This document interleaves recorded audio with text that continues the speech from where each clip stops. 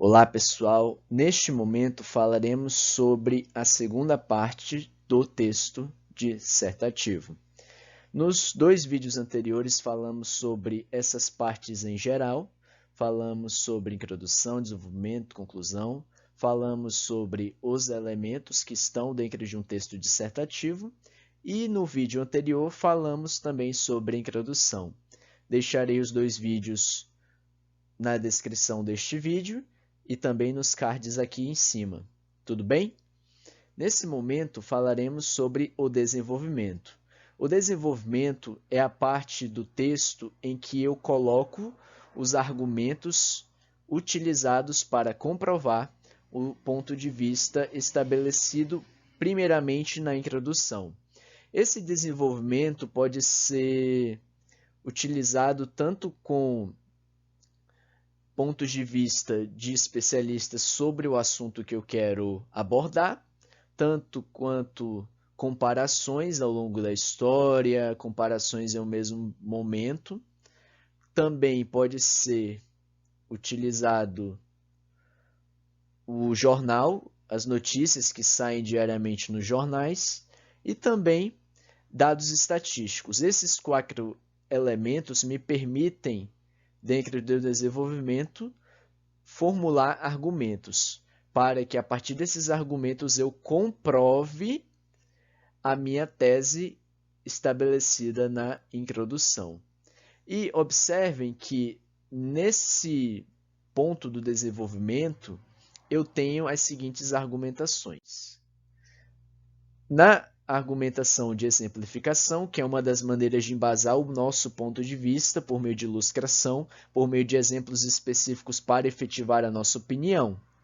Nesse tipo, os operadores argumentativos, que são essas palavras que permitem a articulação dessas ideias, que dão a coesão e a coerência necessárias ao texto, podem ser a exemplo de, como acontece no caso de, a título de exemplificação, entre outros. Ou seja, esses operadores argumentativos, eles são expressões que eu posso utilizar para exemplificar algo.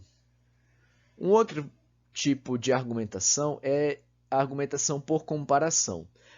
Para utilizar essa estratégia de modo eficaz, o redator ele precisa ressaltar as semelhanças ou diferenças do tema da redação com as ideias defendidas por ele. Podem ser feitas analogias com conceitos, livros, filmes, entre outros elementos culturais.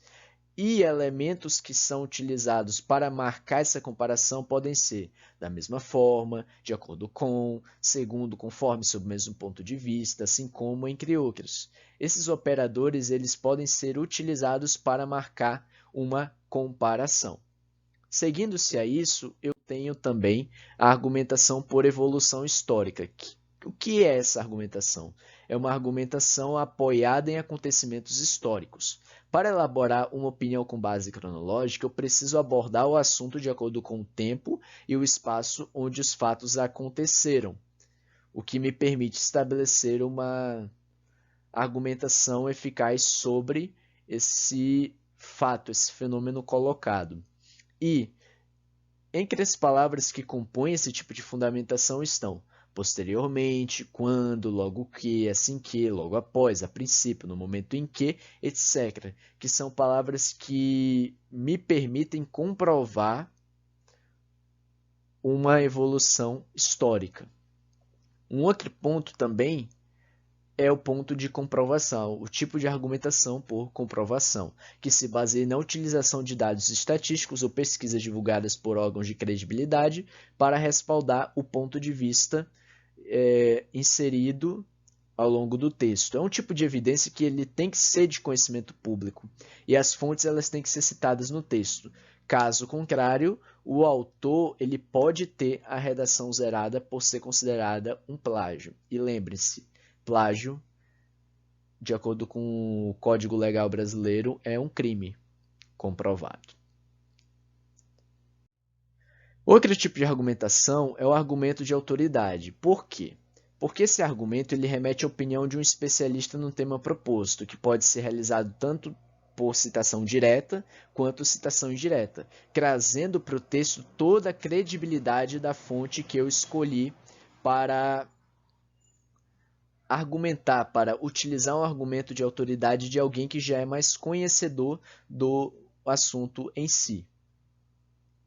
O argumento por enumeração, que se refere à ordem dos posicionamentos que buscam comprovar a relevância do que está sendo defendido. Nesse ponto, o redator ele deve apontar que há uma listagem de ideias no desenvolvimento. Ele pode utilizar expressões como em primeiro lugar, primeiramente, além disso, ademais, outro fator importante, entre outras expressões. O argumento também por causas e efeitos, que é um dos mais utilizados, pois que ele revela os motivos e os porquês de determinados problemas, e logo depois os resultados ou consequências de tais fatos. Os principais operadores, os principais marcadores desse tipo de argumento são visto que, graças a, em virtude de, como reflexo disso, com efeito, consequentemente, etc.